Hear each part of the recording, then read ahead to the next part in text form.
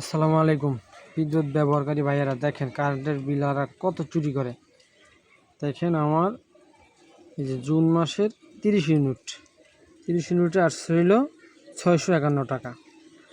আর জুলাই মাসটা দেখেন, জুলাই মাসও আমার আসছে 30 ইউনিট, কিন্তু এখানে টাকা লেখা আছে 750 টাকা। তাহলে হলো 650 টাকা, এখানে হলো 750 টাকা। তাহলে এখানে 100 টাকা বেশি। 100 টাকা বেশি কী জন্য নিল? আপনারা একটু আপনাদের বিদ্যুৎ বিলের কাগজগুলো একটু চেক করবেন। কত বড় চুরি, কত বড় বাটপারি শুরু করছে তারা।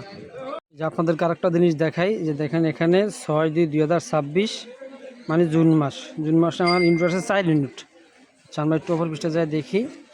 জুন মাস, এই হলো জুন মাসে আমার ইউনিট হয়েছে কত? 2/6/2026। দেখেন 30 ইউনিট, 4 ইউনিটের জায়গায় 30 ইউনিটের টাকা নিয়েছে। দেখছেন এখানেও কত বড় একটা চুরি।